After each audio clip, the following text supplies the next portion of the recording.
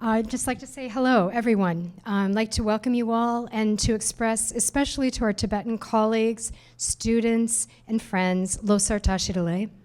My name is Lauren Hartley, and I serve as director of the Modern Tibetan Studies program centered in the Weatherhead East Asian Institute here at Columbia University. Tonight's event is the second in a 5-part lecture series entitled Women in Tibetan Studies. Hopefully you've found the flyer at the front table here, which lists the upcoming events. The inspiration for this series was that of my colleague, Gray Tuttle, the Leila Headley Luce Professor of Modern Tibetan Studies in the Department of East Asian Languages and Cultures, and Professor Tuttle joins us on the call tonight. Our purpose is to recognize 5 distinguished women who have contributed to enriching the fields of Tibetan and Himalayan studies through their scholarship, professional activity, and leadership. And we started this series a few weeks ago with a talk by Professor Yudru who's based at Sichuan University. We are grateful to the Weatherhead East Asian Institute for co-sponsoring tonight's event and for all of their financial and logistical support, which has made this series possible. Our special thanks as well to Columbia University Libraries, which generously provided us these 2 rooms here at Butler Library and offered staff support.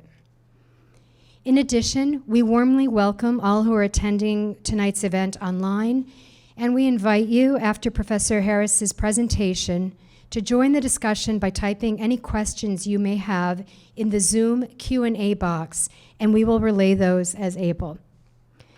Not least, we welcome our speaker. Clare Harris is professor. You have to come up here. Clare Harris is a professor of visual anthropology in the School of Anthropology and Museum Ethnography at Oxford University.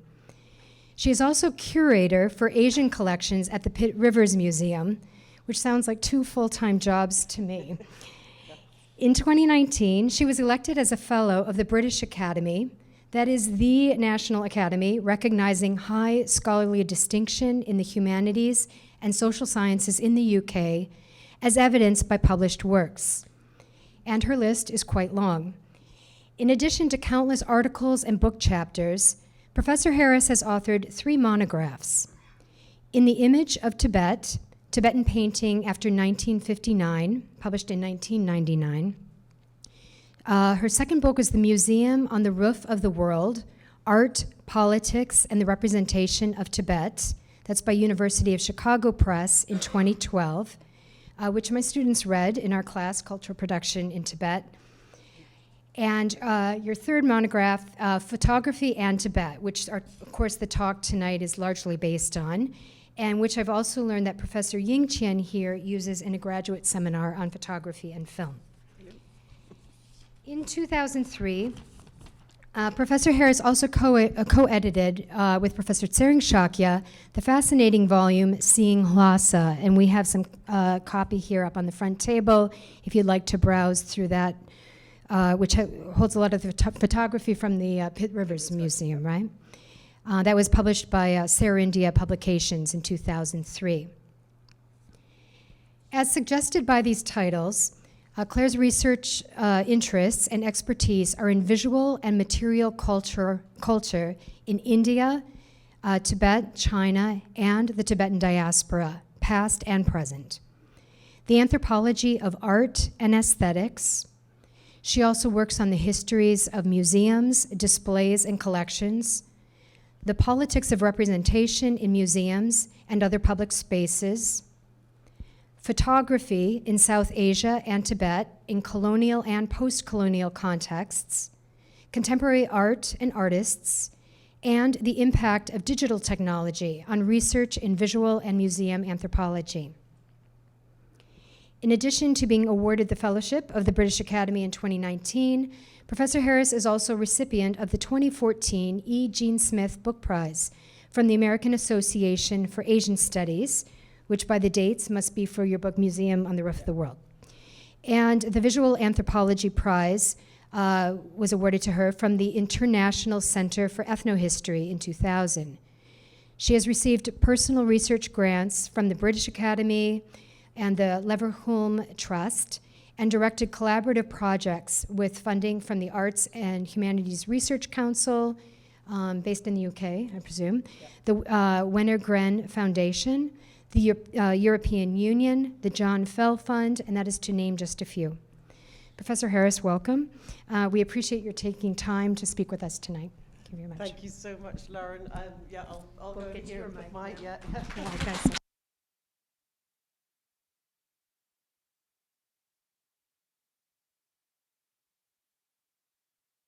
We will switch on. Thank you. Lauren, thank you so much for an incredibly generous introduction. And hello, everyone. Lhasa tashidele. So delighted to see that you could come out this evening, especially when there are probably other more exciting things you might want to be doing, celebrating Lhasa here in the great city of New York. And welcome to everyone who's joining us online.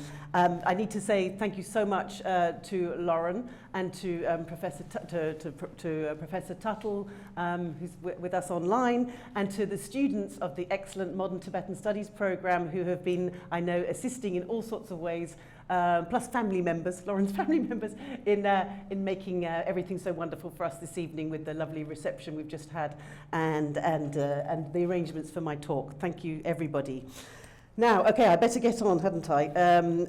Yeah, so thank you. We'll dim the lights. I hope, you know, if you all start feeling a bit sleepy, please let us know. We'll put the lights back up again. Oh, hold on 1 second. Glasses don't really go with microphone. Right, I've got to that stage in life where I'm afraid I have to use some glasses if I'm going to read my text. And I am going to read tonight. It's something that's become necessary, I think, when giving talks in person after the interregnum of the early years of the pandemic, when we all got used to doing everything online. Anyway, it's so wonderful to be in a physical space with you all tonight and with you online as well. Also, before I begin, I just want to acknowledge someone else who's particularly important, who sadly couldn't come join us tonight because he is too busy doing Lhasa things elsewhere, I think in Jackson Heights, and that is Jamyang Norbu. Jamyang Norbu is the great expert on Tibet photography and so many other things. So I have been in touch with him. He knows the talk is happening tonight. I think I have his approval, but he has shared so much with me many years ago when I first was a PhD student and starting to get interested in all these things. So I want to thank Jamyang for all the things he's done for us, all of us actually, in many ways. Right, so this talk is designed to introduce a couple of the main themes of my 2016 book, Photography in Tibet. So I nearly forgot when I published it. Now, that book is a distillation of about 20 years of research. And actually, it's a short book, but I realized when preparing this text, this talk for tonight, that actually it's got quite a lot in it. It has quite a lot of ideas and quite a lot of material. So I thought, rather than try to kind of survey the entire book in a very superficial way, what I would try to do is just to pick up a couple of themes that I thought might be particularly of interest to this audience and to the Modern Tibetan Studies program and beyond for tonight. So so in thinking about, as you can see from my title, the politics and agency, in particular in relation to photography in Tibet, I've decided to highlight the politics of the colonial in the making of images of Tibet, especially in relation to the British Empire in the second half of the 19th century and the early 20th century. And then I'm also going to look at the rise of Tibetan agency in the use of the camera in that period and up to the next wave of colonialist intervention in Tibet when the People's Republic of China took over Tibet in the 1950s. Along the way, I hope to at least show you some pictures that you may never have seen before. That's, of course, if you haven't read my book, which I'm sort of assuming most of you haven't, and introduce you, hopefully, to some novel ways of thinking about them. Oh, I think I was supposed to show you, yes, my book. Okay, there's a plug for the book. Right, so, but what we're going to do, because it is Lhasa today here in New York and all around the world, is start with this image. Since we are the first day of Lhasa in 2023, and Lauren has asked me to show plenty of images in this talk, I'd like to begin with one photograph that speaks to all three of the key words of the title of my talk: politics, aesthetics, and agency. This photograph was taken in Lhasa on the 22nd of February, 1921, so a little over 100 years ago.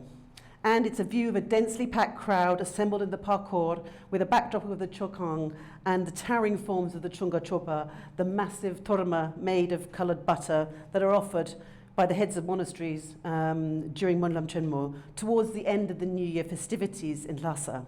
I'm afraid I couldn't find a picture of the first day of Lhasa, but it is a Lhasa-related image from Lhasa from 1921.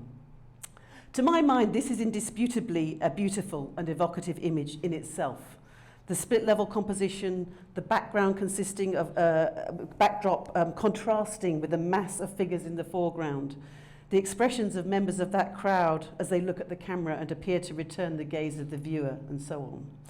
But my appreciation of this image also arises from the fact that it testifies to the aesthetic achievements of the makers of the extraordinary material forms that dominate this image, those who skillfully crafted the symbols of Tibetan Buddhism from the homely staple of the Tibetan diet, or one of the homely staples, that is butter, into something akin to a public artwork that is intended to bestow blessings on all who witness it.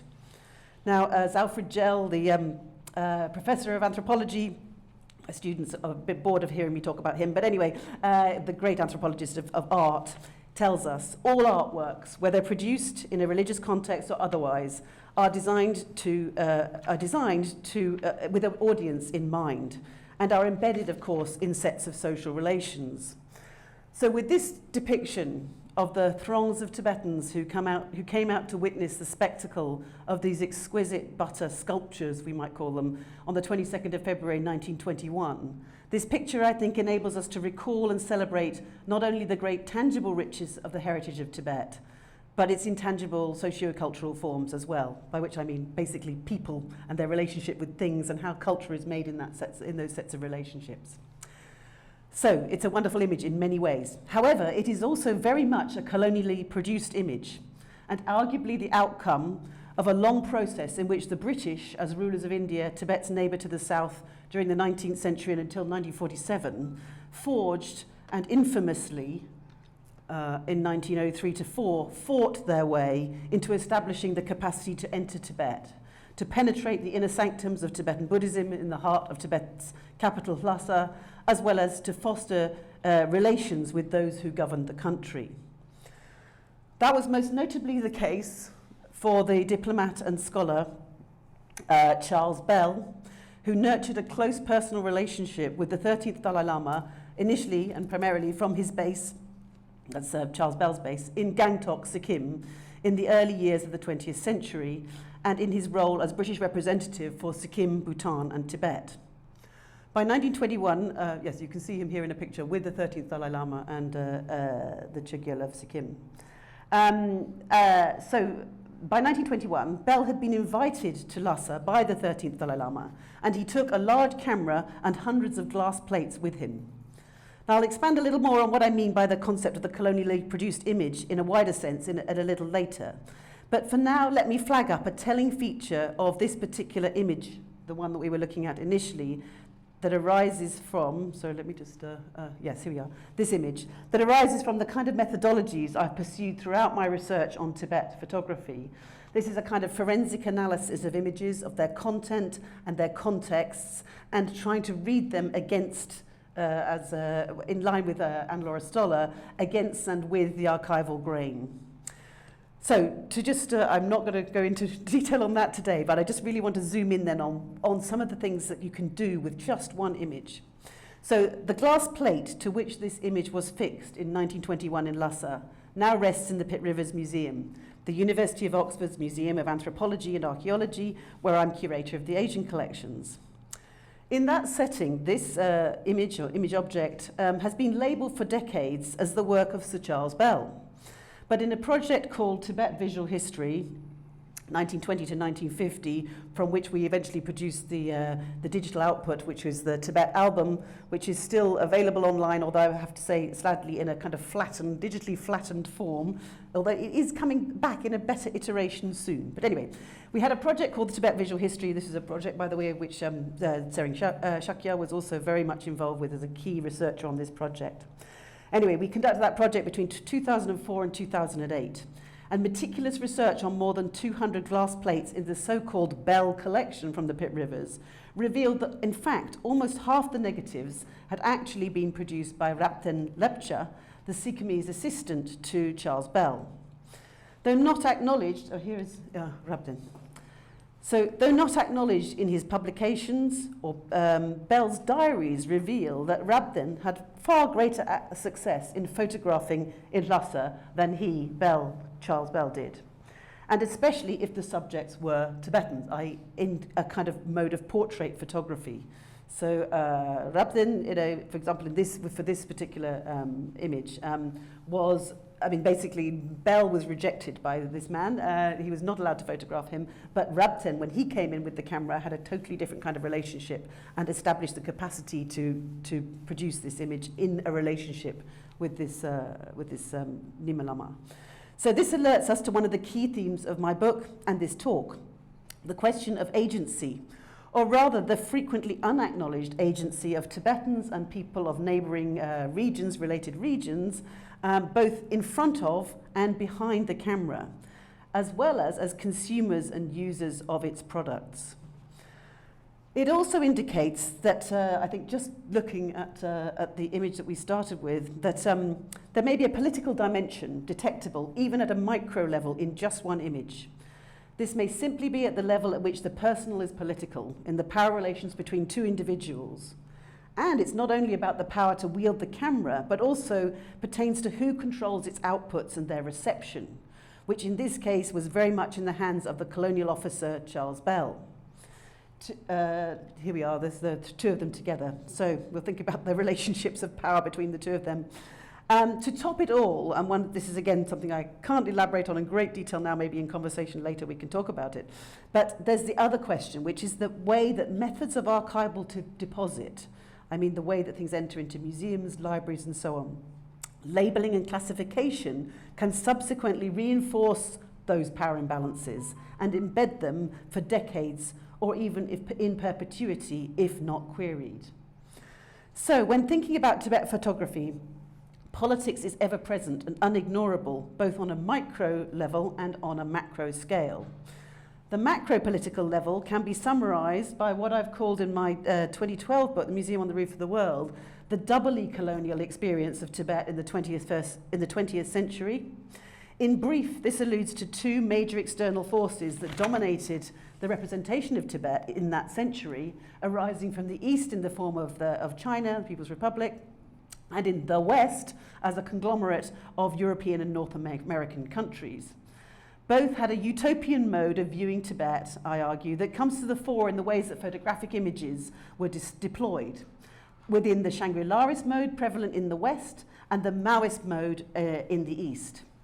Those modes, and please excuse me, I am having to condense quite a lot here. Those modes can be succinctly, I think, encapsulated, however, in two pictures set in the vicinity of the Potala Palace in Lhasa.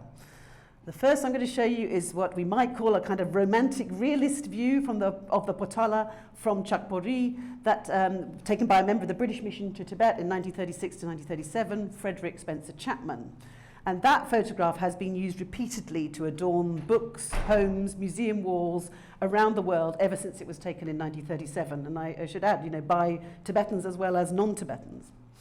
It was produced only 4 years after James Hilton had, of course, published Lost Horizon, in which the term Shangri-La was coined for the first time, and a year before Capra made his blockbuster movie of the same, from that book. Now, we might just compare that with a 1955 picture by Chinese photographer Lan Zhugu, my apologies for the pronunciation, of the first tractor in Tibet, rendered in a socialist realist photographic style and with a clear message about the potential for Maoist modernity to triumph over Tibetan tradition in the country. But this way of using photography to imply a kind of backwardness to Tibet is also present in images created by European photographers. The issue is neatly demonstrated, I think, in the title of a book by John Clark, published in 1998, mainly featuring what were then thought to be photographs taken by Charles Bell.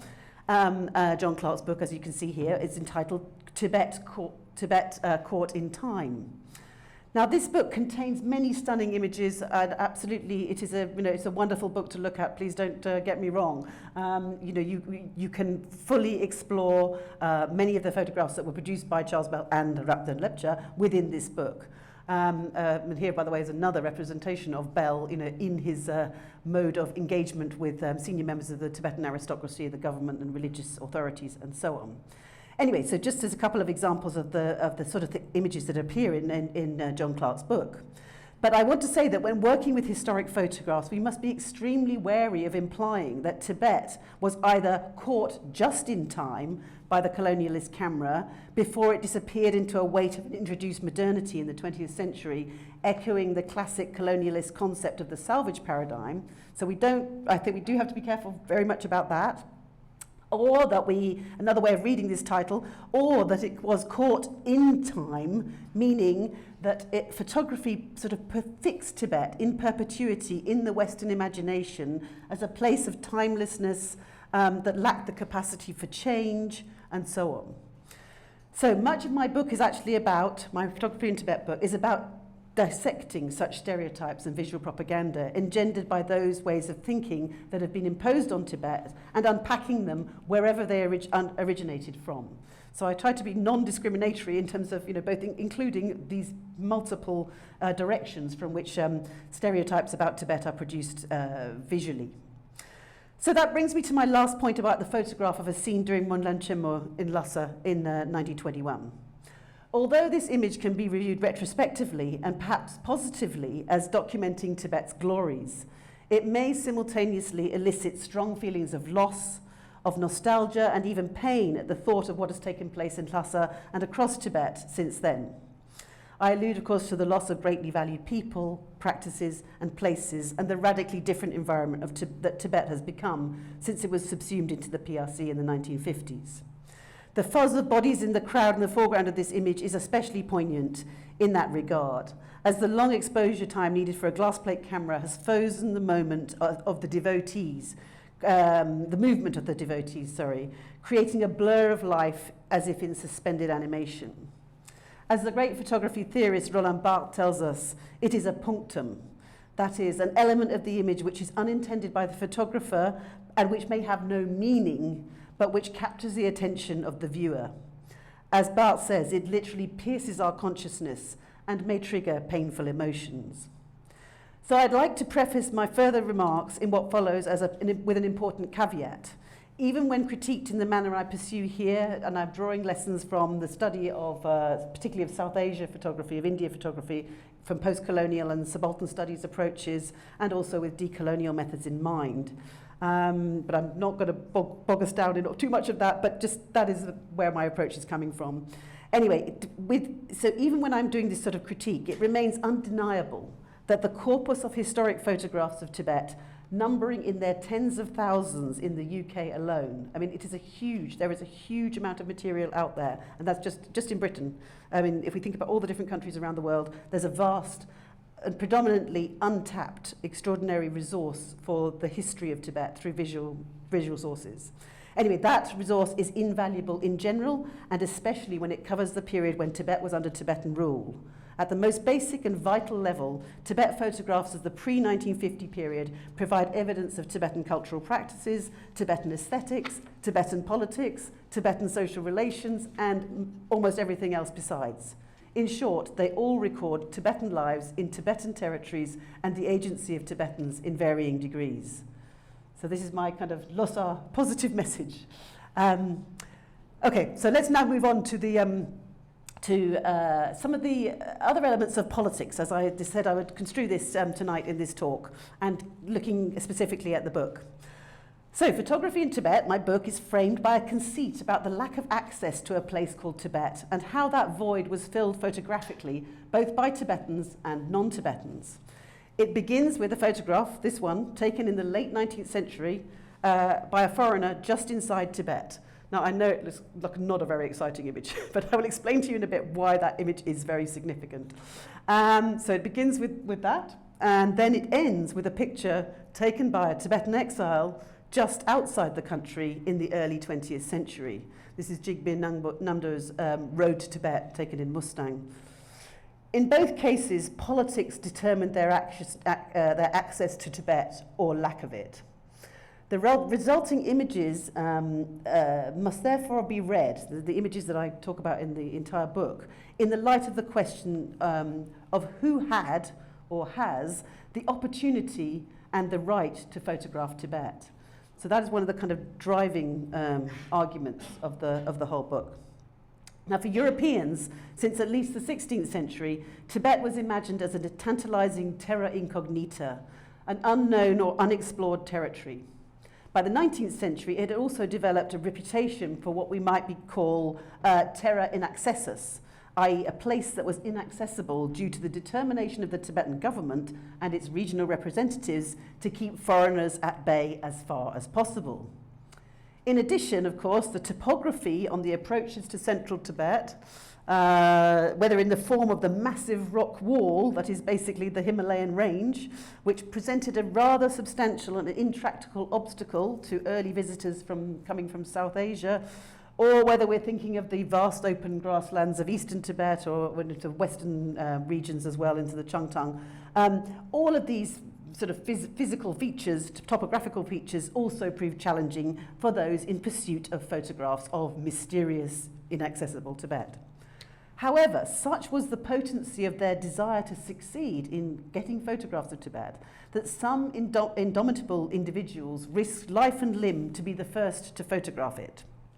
In fact, Philip Egerton, who took this not very exciting picture, photographed this rock bridge just inside Tibetan territory in 1863 and broke his leg in the struggle to get a good view of it. In my book, I suggest that the resulting image is probably the earliest photograph taken in Tibet. It literally is over the border from British India into Tibetan territory. 1863 actually places it nearly 3 decades earlier than had previously been thought that anyone had managed to take photographs in Tibet. So, for example, in Lobsang Lalungpa's very important book, Tibet, the Sacred Realm, he cites the photographs of Henri d'Orléans. Yes, I have one of those portraits from eastern Tibet in 1890 as the earliest pictures at that point known to Lobsang Lalungpa. Anyway, rather amazingly, this 1863 date is not that long after the invention of photography in Europe. And in fact, of course, photographic technology starts to develop rapidly in the 1830s and 1840s and then reaches India, especially Kolkata, by the 1850s. So not long after photography has reached India, it is being used and attempted to be used going over the Himalayas and into Tibetan territory. Now, what is not remotely surprising is that this first Tibet photograph, as I'm calling it, was taken by an agent of the British Empire. He created it, Philip Egerton, while on a mission to document the lie of the land in southern Tibet, starting out rather ironically from Dharamshala, of course now the home of the Dalai Lama and the Central Tibetan Authority administration, but which was then, of course, a British hill station and army cantonment. So he started out from Dharamsala to fathom the valleys and passes that would need to be traversed for other Brits to enter Tibet and to ascertain whether, this is his words, English manufactures could be sold in Tibet and Central Asia. This is 1863. So that is, Egerton was heir to the classic colonialist capitalist project in which an exploratory and documentary phase is often succeeded by attempts to institute trade relations with residents of the newly discovered territory and may then be followed by actual colonization. I'm sure this is undoubtedly one of the reasons why the Tibetan government so rigorously defended its borders from foreign encroachment, including and probably especially along its southern border with British India.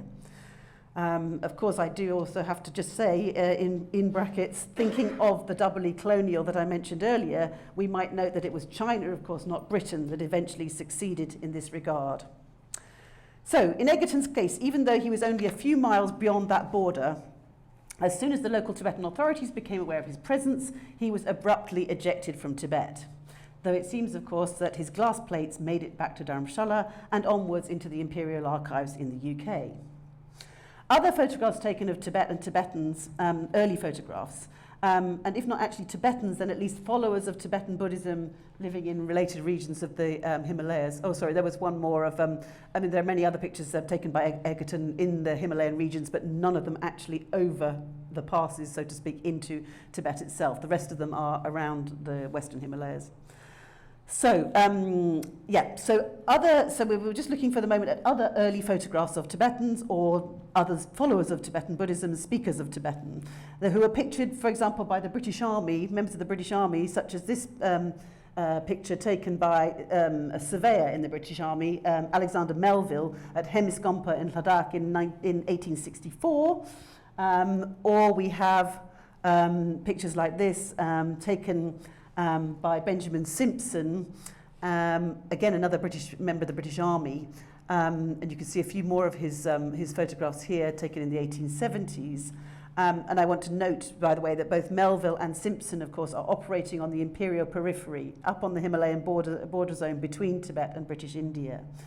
And I just want to just mention these kinds of pictures to illustrate my wider argument in the book, which is about the degree to which colonial infrastructure and knowledge-extracting procedures underpin the manner in which Tibet became a photographic subject in the 19th and early 20th centuries.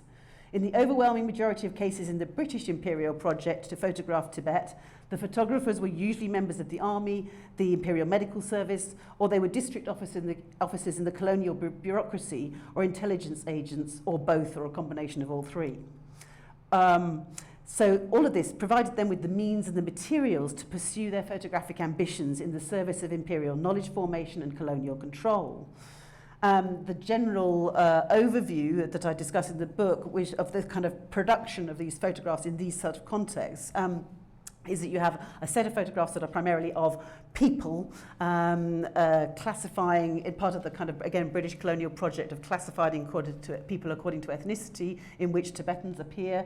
This is actually an illustration by Simpson that was used in the People of India project, a massive compendium of images of those who were part of colonial India in the late 19th century. So you have those kinds of pictures, or you also have alongside that the production of what you might call landscape or photographs of place. And so I just wanted to make sure I put in a few more of these. They are incredible pictures. This is John Claude White's visual mapping of the glaciers just on the border between Tibet and India. So these kinds of things, however, are not merely innocent landscape views, even if they were received that way in their contemporaneously. My argument basically is that there's always some underpinning from the colonial infrastructure, as I said earlier. So this signifies the extent to which photography in the colonial period and mode is made possible by the opportunity and the means, logistical, infrastructural, political and economic, to create it. So I think this is particularly pertinent when thinking about the sort of early stages of Tibet photography. So in my book, I argued that what could be photographed was dependent upon access to the country, and then following a kind of Saidian argument, which it was also dependent upon which outsiders were approaching Tibet and from where. From the west or from the east. This all, as I call a kind of cartography of photography, has a bearing on what is actually produced. So I suggested in the book that the picturing of Tibet was the product of geopolitics and reflected the competing interests of various nation states from the outset. The most clear-cut example of this, I'm just going to show you now, was in the very first decade of the 20th century, as the two of the external superpowers in the so-called Great Game, Russia and Britain, Britain via British India, of course, vied with one another to gain access and influence in Tibet. Now, my research suggests that the camera at this juncture became a crucial instrument in that contest. So this image taken by Captain Arthur Haddo during the siege of Gyantse, enacted by the troops in the euphemistically named Young Husband Mission to Tibet in 1904, makes the point emphatically. By the way, Young Husband Mission or Expedition began in 1903, but the picture is taken in 1904. Anyway, I think this makes my point fairly strongly, I hope, to you. As leader of the Maxim machine gun section of the British Army, Haddo has trained his weapon, as you can see, there is the barrel of it at the bottom there, trained both his weapon, the Maxim machine gun, and his camera at the Gyantse Dzong.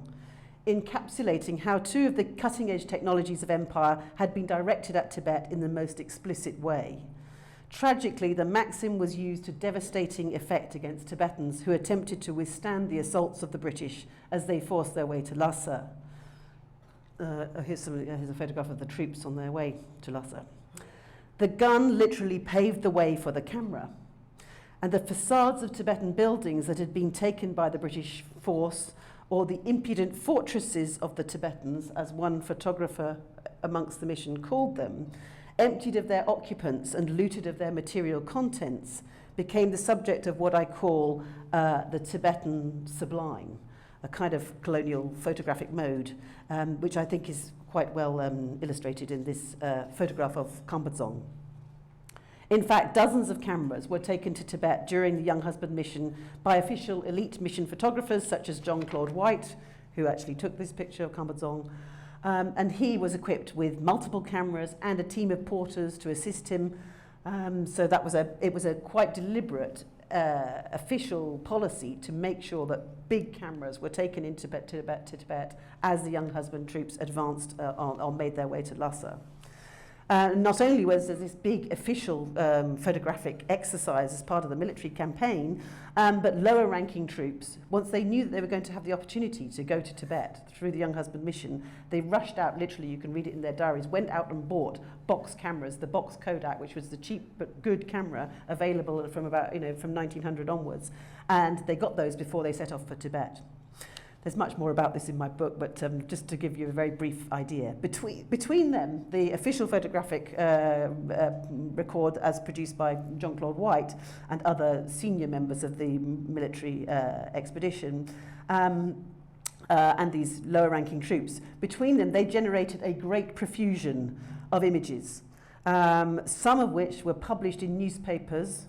There was an extraordinary speed about that as well, because a telegraph line was set up, and basically photographs and a postal service were sent back to British India and then back to Britain and then published in newspapers like this one. You can see the Sphere with a photograph again of Gyantse and the title "Life in the Strangest of Lands" with a rather revealing quote from Lord Curzon, who of course had sent Young Husband out on this mission, and the 4,000 troops, a miserable and monk-ridden country, was Curzon's kind of justification for this assault on Tibet. Anyway, there are many other, there's another whole project for students out there on the newspapers and the publications of this, of a mission like this one. Anyway, so yes, they were reproduced in newspapers at the time and in books, of course, after the expedition. Others entered into official archives and official albums, and others into private albums produced by the troops. Again, lots and lots of albums there, all there sitting there in archives in Britain. Which kind of give another kind of visual iteration and interpretation of the experience of these British army members members of the British Army who ended up in Tibet. And I should say, and I do talk about this in the book, ultimately these are British photographs of Tibet. They tell us ultimately probably more about the British than they do about Tibet, but that is a longer conversation to have later on. Anyway, as a result of all this mass proliferation of the production of photographs in Tibet during the Young Husband expedition, facilitated by the gun, basically, the British may be said to have taken the prize for being the first nation to create a very substantial quantity of images of Tibet and to circulate them rapidly and widely. I think we could also suggest that this has embedded a particularly British colonial way of seeing Tibet that has been perpetuated in certain ways over the decades since. But with its roots in the 19th century, when attempts to acquire the first pictures of Lhasa and Tibet in general, but Lhasa in particular, were repeatedly foiled by the Tibetan authorities, who prevented foreigners, such as this is a photograph from the Swedish explorer, in inverted commas, Sven Hedin, and he was explicitly, prevented from getting as far as Lhasa. He's one of many foreigners who attempted to get to Lhasa to take photographs. Anyway, so there's the roots of this process go back, as I said, into the 19th century, but the battle to actually acquire the first photographs of the Tibetan capital had already, in fact, been won in 1900 by Gorbachev, Sibikov, a Buryat, a follower of Tibetan Buddhism and a speaker of Tibetan, who had been commissioned by the Russian Geographical Society to create a visual documentation of Tibet.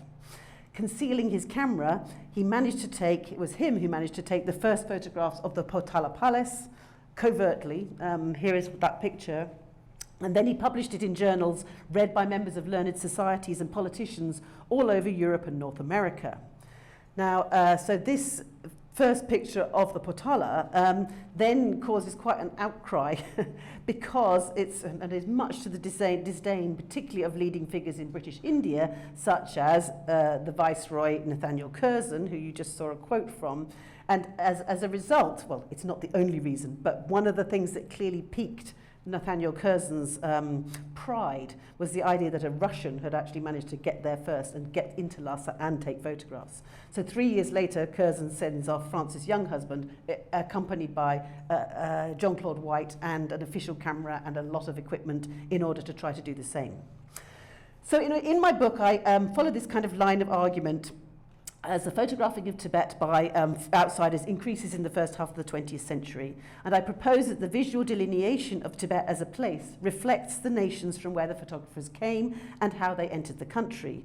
So in a very brief example, the fact that the American Albert Shelton enters eastern Tibet from China in the 1920s and that he's a Christian missionary determines not only where he ends up in the Tibetan-speaking areas, but what and who he can photograph.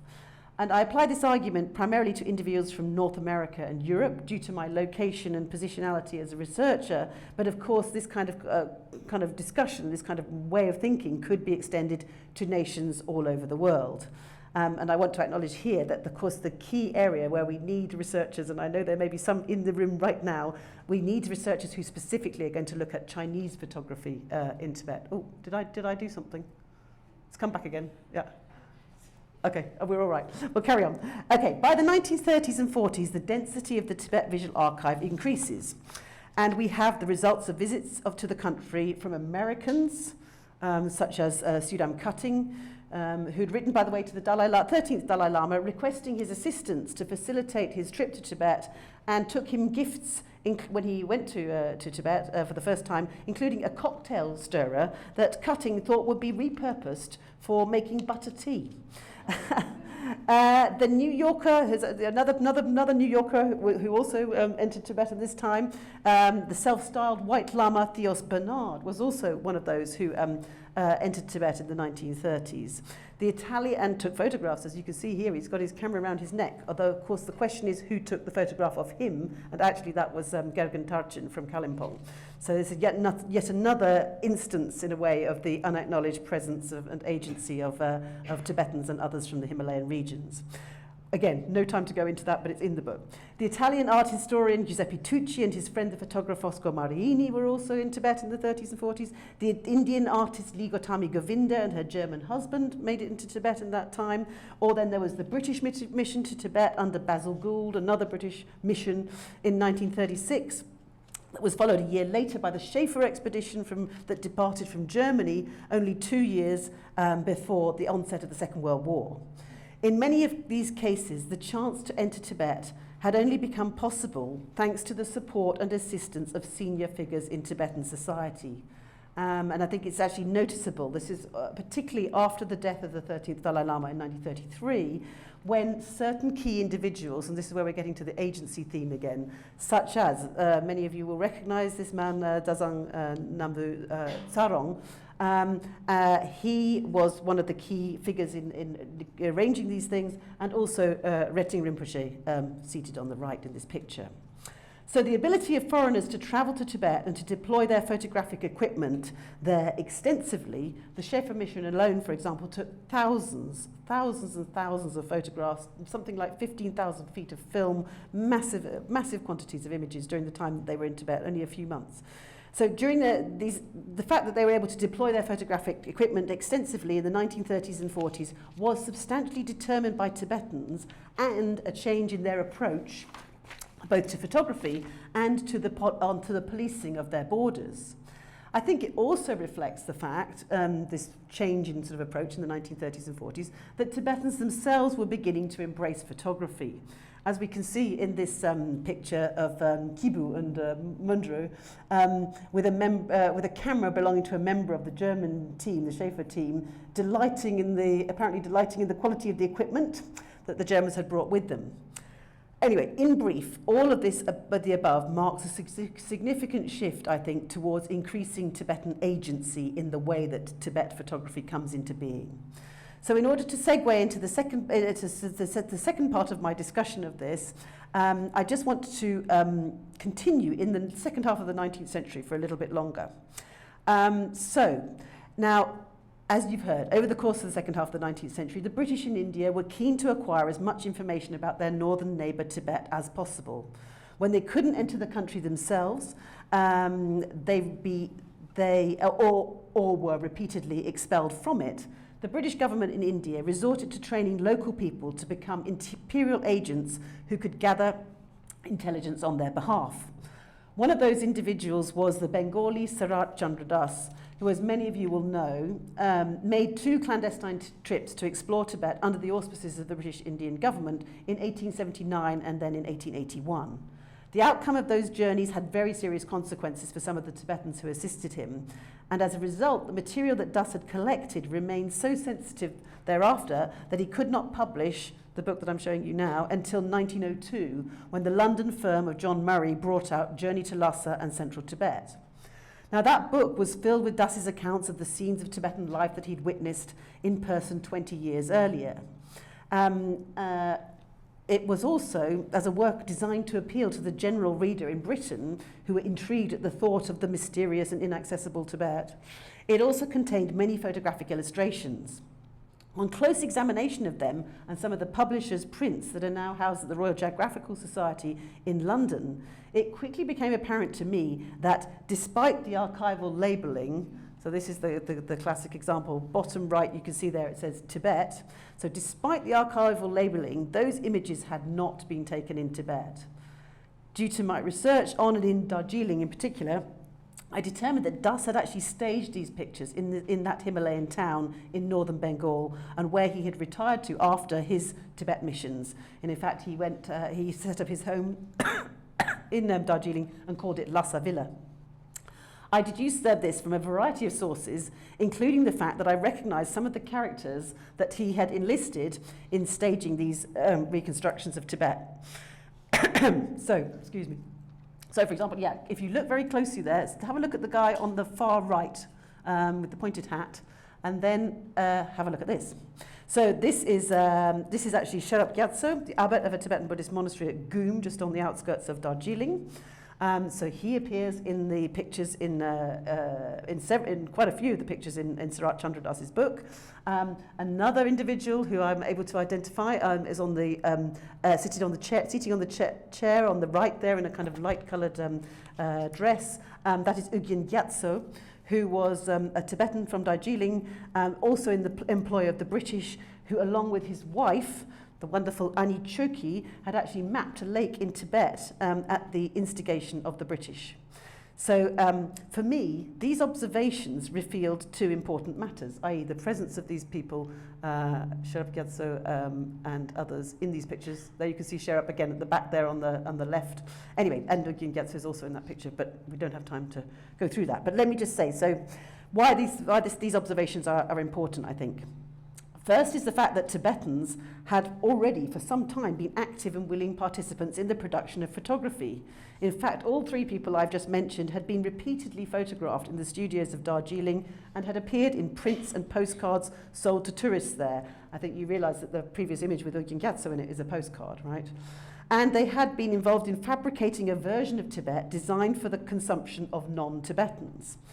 Second, not only that, but Darjeeling, it occurred to me, I've written quite a lot about this now, had been a key location for the training of indigenous agents, whether it was Sarat Chandra Das or Ugyen Gyatso and others, but it was also used as a proxy for Tibet in the British imperial imagining of the country, i.e. Tibet, that they so sorely desired to enter and even conquer. Now, this argument about Darjeeling and the sort of northeast of India as a proxy for Tibet is a much bigger topic, but sadly no time to explore it here. Anyway, finally, there is the question of why Das did not take photographs in Tibet. Given the secret nature of his mission and the fact that he travelled incognito, it seems highly unlikely that Das, of course, could have carried a camera of the large and cumbersome sort glass plate camera that was commonly used in the mid to late 19th century into Tibet. However, we do know from his memoir that as a native of Kolkata, as I said earlier, a key site for the development of photography in India, Das was extremely knowledgeable about photography and was capable of preparing wet collodion negatives, which is an incredibly complex, difficult process. So we know this because he reports that he discussed it with the Sanctum Llama when he reached Tashi Lhasa Monastery in Shigatse in 1879. The abbot professed to a great interest in photography and was already the proud owner of a set of lantern slides that he didn't know where these pictures were taken, and so Das identified them as being pictures of France. The Sanctum Llama then grilled Das on wet collodion processing and many other aspects of the chemistry and technology of photography. And he then made a list of requests to give to Das and asked him when he returned to Tashi Lhasa from India that he should do the following. He was to bring all the materials needed to take photographs at Tashi Lhasa and to create a set of lantern slides whilst he was there at the monastery to entertain the monks, and to provide a copy, this is extraordinary, of the Manual of Photography by the French author Gaston Tissandier that had only been published in English, translated and then published in English as recently as 1876. The Sanctum Llama in Shigatse knew about that book and then he pronounced that when Das brought a copy of that book, he would translate it into Tibetan. So, moving on. Now, that as early as 1879, therefore, we have evidence of strong interest in photography in at least one place in Tibet and from a senior figure in Tibetan Buddhism. No other examples from the 19th century no doubt, other examples from the 19th century will come to light as further research on this subject is undertaken. But for now, let me just give a brief overview of what has happened in the early 20th century as I turn to the topic of Tibetan agency in front of and behind the camera in articulating Tibetan religious aesthetic and socio-political sensibilities. Now, I'm doing this because this is the flip side of the colonial narrative I presented at the beginning. You know, when I'm talking about those kind of power relations between Rabdan Lepcha and Charles Bell, or the kind of wider kind of constructions of, placed upon Tibet by Western powers in the photographic mode. This is about trying to kind of shift the balance and to literally rebalance the imbalances of the old colonial model. So, once again, even telling the tale of the beginnings of the Tibetan embrace of photography has political connotations. As I mentioned earlier, and Jamyang Norgyo also relates, outsiders from all sides have tended to make pronouncements that suggested that Tibetans were at best allergic to technological change and at worst stuck in a perpetual state of timelessness or even backwardness that required others to jolt them into an enforced relationship with modernity. That might be especially true of a Maoist variety of modernity.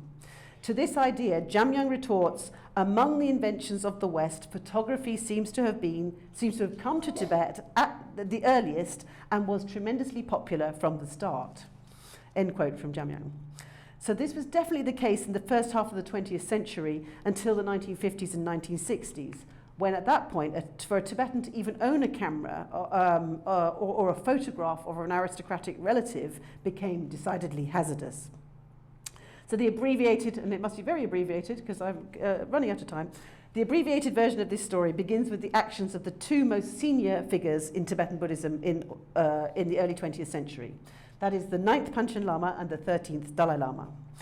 It is perhaps unsurprising that it required figures of their status and authority to bring photography into the realm of wider Tibetan usage and to initiate innovation in terms of the depiction of the human body and especially portrayals of religious leaders after centuries of more traditional means of doing so in thangka painting and in metal sculpture and so on. In short, it is due to their efforts, and especially that of the 13th Dalai Lama, that the Tibetan Buddhist photo icon, as I call it, was born. In the process, I believe we can detect a shift from outsider aesthetics, the kind of colonial mode of, the colonial gaze and so on, towards indigenous ones. And actually, interestingly, once again, British India, and especially actually the northeast and places like Darjeeling, becomes this crucial setting for a kind of series of transcultural experiments, the meeting of British/European/modes of visuality and Tibetan modes and aesthetics. So when the 9th Panchen Lama arrived in Darjeeling in 1905, he was being courted by the British as a means to perpetuate their contact with Tibet when relations with the 13th Dalai Lama remained decidedly tense after the abominations of the young husband mission, aka invasion, a year before. During that time, his time in Darjeeling, the 9th Panchen Lama took time to have his portrait taken by the studio photographer, British photographer John Burlington Smith. And you can see that picture right now on the screen. When published in the London Illustrated News, the picture was accompanied by the excited announcement, "Photographed for the first time, the Tashi Lama of Tibet." But as you can see, the image was rather awkward. The Panchen is sitting on a throne made of cushions from the sofa in the Drum Druid Hotel where he was staying. The camera angle is slightly oblique, and the mirror makes a very odd backdrop that reveals the back of his head. So all of these really not comfortable. 5 years later, when the 13th Dalai Lama was forced to seek sanctuary in British India after a substantial contingent of Chinese troops had arrived in Lhasa in 1910, he too took up residence in Darjeeling, but not in the Drum Druid Hotel. It was during his long stay there that the relationship between Thupten Gyatso, 13th Dalai Lama, and Charles Bell was first cemented. It was also a sufficiently lengthy period of time for the 13th to be photographed both by Charles Bell and by the studio photographer Thomas Parr.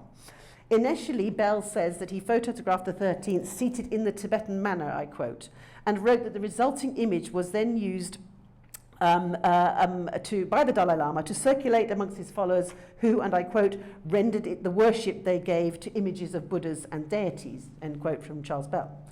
But to really make an effective image for this purpose, it seems that the 13th Dalai Lama actually decided to enlist the services of a professional photographer, and Thomas Parr, oh sorry, I haven't moved you on, was actually the most distinguished photographer in Darjeeling at the time, with clients ranging from Francis Younghusband, in fact, to the Chogyal of Sikkim, as you can see here. And it was the 13th Dalai Lama then also arranged to be depicted in a more appropriate setting than the drawing room of a British colonial hotel.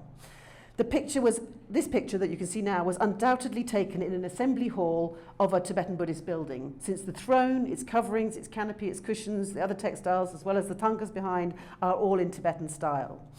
In addition, His Holiness is positioned directly in front of the camera so that his body is recorded symmetrically and therefore appropriately and fully in keeping with Tibetan Buddhist aesthetics. The 13th Dalai Lama then requested that this photograph taken by Thomas Parr, who's actually an Austrian, should be hand-coloured by a Tibetan monk within his retinue, who was also a painter in the Tanka tradition.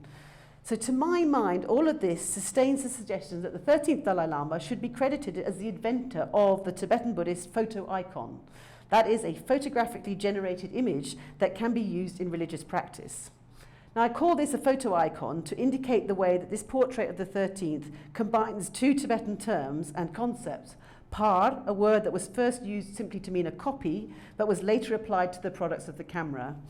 And then tin, meaning a support for Buddhist practice or even a power object. So the photo icon term in English, I think, captures those two things, the idea of the copy that the photograph is, basically, and then the fact that it can be a power object in a Tibetan Buddhist context. I'm sure you can all think, of course, of other examples where this kind of combination of the photograph becomes almost literally an amuletic, prophylactic kind of device. So again, I've written about this in other places, so just to remind you of that. Anyway, the 13th was not only a visionary in terms of seeing the potential for photographic objects to distribute his personhood. He was giving copies to high and low, Tibetan and non-Tibetan, and they are highly prized, by the way, of course, today, extremely valuable, in fact, those early photo icons. But he also sought to experiment with photography himself. Bell records that he gave the 13th Dalai Lama a camera and 6 glass plates in his first year in Darjeeling at the Dalai Lama's request. Sadly, the only physical trace we have at the moment, as far as to my knowledge, of the results of the 13th Dalai Lama's experiments with photography is in an album compiled by Charles Bell, in which he captioned 2 prints, this is one of them, photographed, processed and developed by the Dalai Lama himself.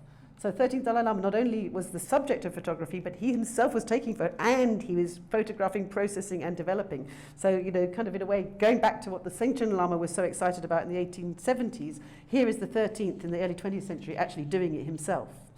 Now, given the rarity of pictures taken by distinguished Buddhist figures, it was therefore a complete thrill when I found prints taken by the 9th Panchen Lama in the albums of the British intelligence officer Frederick Bailey, who had made multiple, largely undercover journeys into Tibet between 1904 and 1928, and they are stored in the British Library, the Supreme Imperial Archive in London. Now, they're labelled here by Frederick Marsham Bailey as taken by the Tashi Lama at his monastery in Shigatse sometime between 1905 and 1907.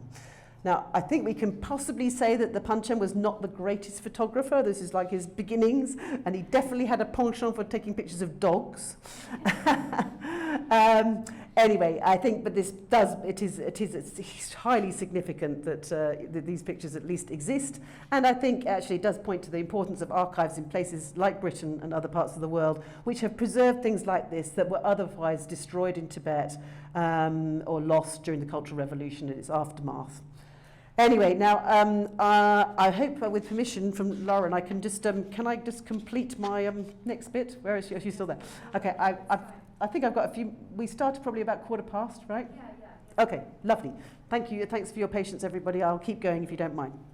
So, once distinguished figures such as the Dalai and Panchen Lamas had taken up photography both as a practice and as a mode for distributing their image to Tibetans and non-Tibetans alike, this vogue for embracing the camera began to extend to others, especially in elite circles. By the early decades of the 20th century, those who had the means to purchase cameras and photographic materials, particularly from India, such as members of the aristocracy and leading figures in Tibetan Buddhism and the government, are known to have developed a passion for photography. Some of those leading figures, oh, here we go. Okay, yes, I'm thinking again of Tsarong. You see him here in his house, and that's, of course, Rinchen Droma, or Mary Tering, seated to his left, and his wife. On the left is Mary, and then his wife. And you can also see, this is such a brilliant photograph, I'd almost forgotten about it actually, but you know, look at the images around the wall and a big photograph framed at the top. So photography is there in a Tibetan interior. Sarong himself is one of the key leading aristocratic figures who takes up photography. So there's Sarong, at least the Jigme Tering, Reting Rinpoche himself also took up photography. Laden La in Darjeeling, that's another story, but anyway, they're all known to have developed a passion for photography. We have documentary sort of evidence of that, so to speak. And we also have in Rinchen Droma Tering, Mary Tering's autobiography, she tells us that her father actually acquired his first camera as early as 1907 when on a visit to Kolkata to procure sewing machines to sell in Tibet. So he's busy getting the kind of latest technology in terms of sewing machines and also the latest photographic kind of equipment. So for those who could not afford or operate their own cameras, Jamyang Norbu tells us that a number of professional photographers, mainly from Ladakh and Nepal, were working in Lhasa from around 1910 onwards. To date, and to my knowledge, Jamyang may tell us something, someone in the room may tell me something different, we have no record currently of a Tibetan-run studio in the city in the first half of the 20th century. But that only makes the eponymous Tsetan Tashi Parkang, the House of Copies, of course, established by the Tibetan Sikkimese photographer in Gangtok in the 1940s, all the more important. So Tsetan Tashi ran a thriving business there in Gangtok, providing portraits for passports, identity cards and other purposes, and sold prints and postcards of his landscape studies and depictions of major religious events to the residents of Gangtok. He was also secretary to the Chogyal of Sikkim and acted as a kind of court photographer to the royal families of both Sikkim and Bhutan. Now, we're now coming to the point that's really significant about him. Tsetan Tashi in 1951 received his most illustrious commission to date, producing the photographic documentation of the 14th Dalai Lama's return trip to Lhasa after a visit to Yathong. The images that Seton Tashi generated during that journey following His Holiness and the short stay he had at the end in Lhasa are highly significant. First, because I suggest they have a rather different feel from the kinds of photographs taken of Tibet and Tibetans by foreigners.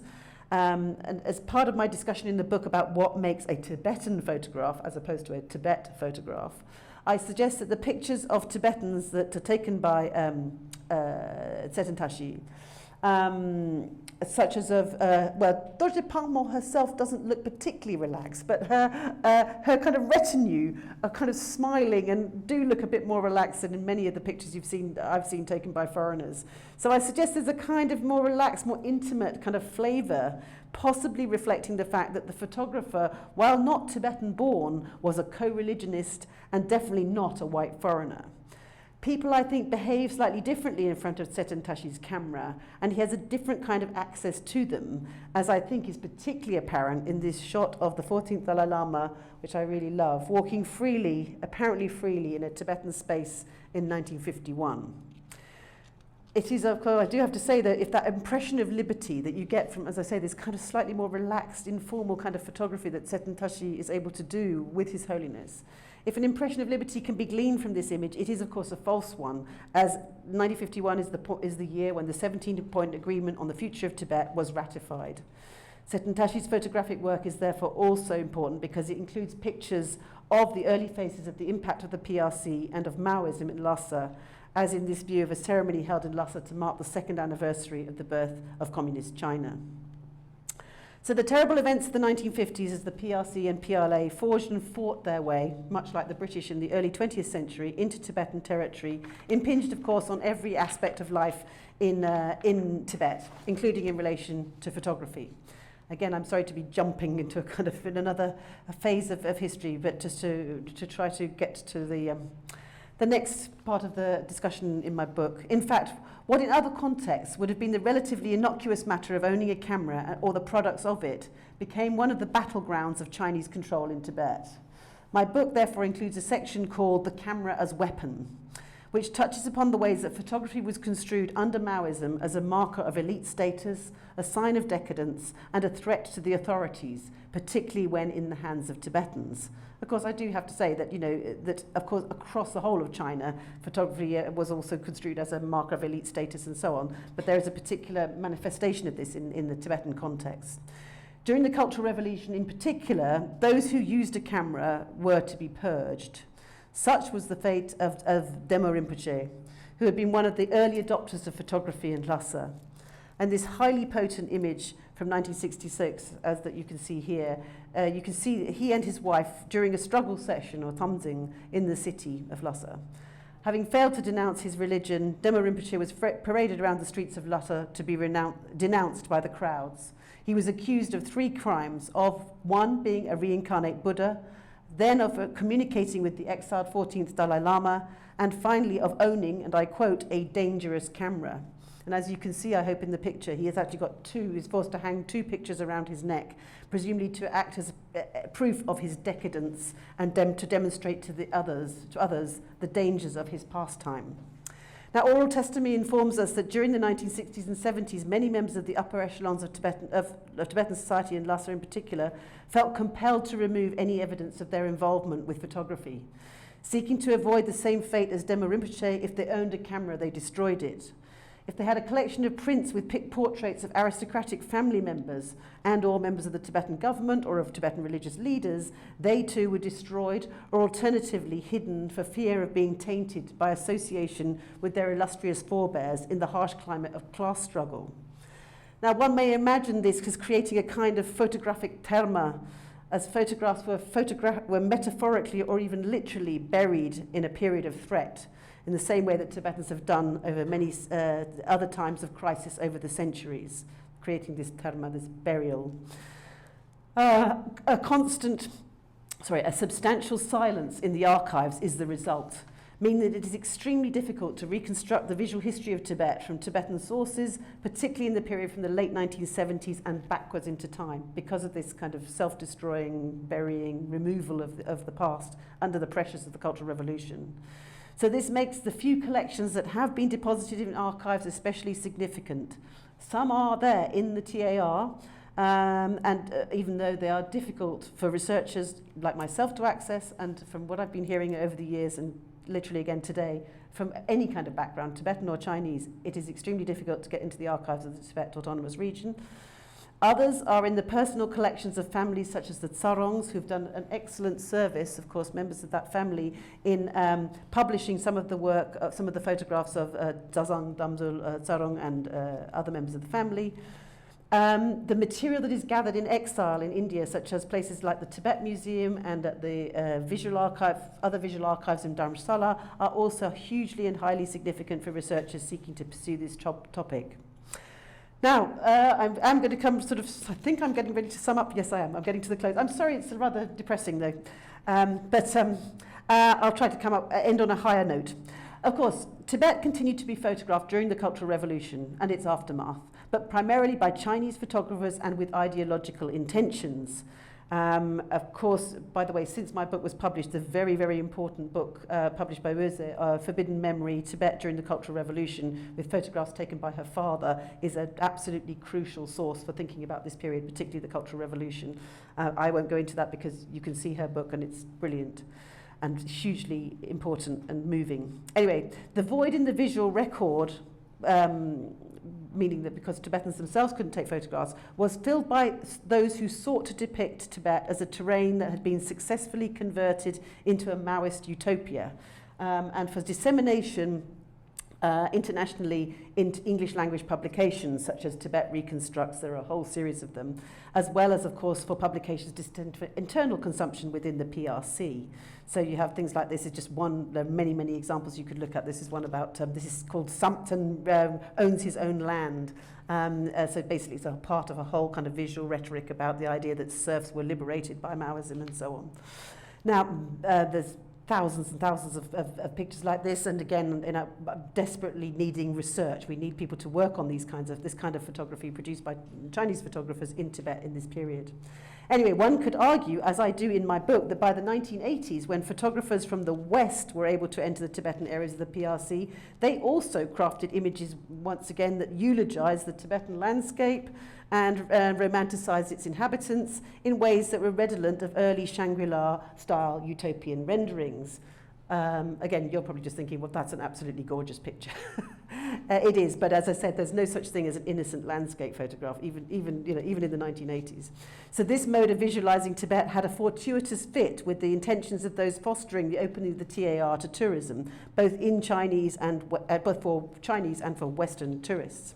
On the other hand, the journalistic activities of other non-Tibetan photographers at least had the useful outcome that they were present when Tibetans protested at their conditions, as in John Ackerley's famous image of the monk Jampa Tenzin rising up above a crowd with his fist held high during a demonstration in Lhasa in 1987. So again, abbreviating hugely, the camera does have its positive, negative, other kinds of uses. Anyway, in short, if the camera had been turned against Tibetans and weaponized in multiple ways during the Cultural Revolution and its aftermath, the result was a period when Tibetans were once again denied the capacity to use it for themselves. In a reprise of the late 19th and early 20th century colonialist modes, the making and distribution of images was once again largely outside of their control. However, from the 1990s onwards, there is a happier story to be told, as liberalization policies within the PRC meant that photography began to become more possible within Tibetan-speaking areas of China. Certain key images, of course, remain banned, especially that of the 14th Dalai Lama, and it was not until I would say the early 2000s that we might say that photographic practices by Tibetans could become really much more visible. That's certainly the case in some of the examples that I discuss in the final section of my book, which is all about Tibetan kind of uses of creative work with cameras. That discusses quite a lot of work actually by artists who use the camera for recording, for making new work. And of course the camera is used for many, many others for recording Tibetan lives in Tibetan terms. Of course, also, and again, no time to go into this, but there's really, really positive things that I allude to very briefly at the end of my book about the way that digital images become one of the primary means of transnational communication between members of families separated by exile from the homeland, and for Tibetan run archival projects that curate pictures documenting diaspora or collecting historic images of Tibet from the web. So there's all these kind of multiple kind of digital iterations now that have kind of started back in the 1990s, shall we say, and are now, of course, proliferating massively, which is really, really, really, really fantastic news and a positive thing to be thinking about. Sadly, I have no time left to speak of these positive developments, but I would just like to close, if you can bear with me, with just one upbeat example. Maybe I'm not. Oh, yeah, here we go. Right. So this is my little coda, just to make sure that we don't end on a depressing note. This is Nima Drummer, who actually features in my 2016 book, In Photography in Tibet, with some of the work that she'd created at that point. But I'm just going to add in something here, which is from 2018, when Nima, 20-something artist, photographer, designer, and curator from Lhasa, became our artist in residence at the Pitt Rivers Museum in Oxford. Now, interestingly, she was really drawn to, I showed you that glass plate at the beginning, created by Rapton Lepcha in Lhasa. Nima was, as you can see in this photograph here, she was really drawn to these glass plates. And when researching in the museum's photo collections, she looked at these plates and found them particularly powerful, finding a kind of punctum in these negatives, which appeared to kind of delineate a ghostly apparition of her ancestors in Lhasa. That's how she described it. When looking at the positive, this is the positive, and the negative, she felt as if they depicted two completely different people. We kept sort of looking at these. First of all, we looked at the negative, then we had the positive, and Nima just kept looking between these things and wondering about the nature of the photographs, thinking about the past and thinking about how she might respond to them as a woman in her 20s, as she calls second-generation Tibetans. From observing these colonially conceived images, she created a fantastic set of new portraits of her fellow second-generation Tibetans, both living in some of her friends and contacts in Tibet itself, and as well as across the diaspora. She took photographs in various different European countries as part of this project. In the end, she photographed 36 people, and then we created this set of double-sided prints. So this was the other key thing. She took the idea from those colonially produced glass plates of the notion of a double format. On one side, the portrait of the same individual is often in a kind of muted, almost monochromatic mode, where they're dressed in traditional clothing and often with a more traditional kind of object. And then the other side, she photographed everyone in whatever they chose to wear as their contemporary dress, and then whether they wanted to kind of celebrate their own kind of self-fashioning and in the glamour of full colour.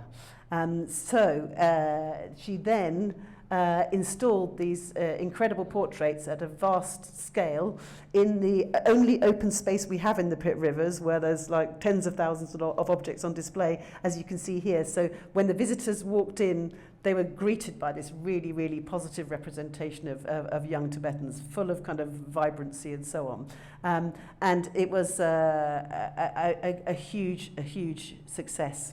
So I think Nima's work is a brilliant exploration of just how the kinds of histories of photography I have been outlining here today can be overturned, that we don't have to just think of the negative histories that I've been alluding to, but that there are younger Tibetans in this room, I'm sure, who are completely reinventing the way that photography can be used to think about Tibet according to Tibetan politics, Tibetan aesthetics, and Tibetan agency.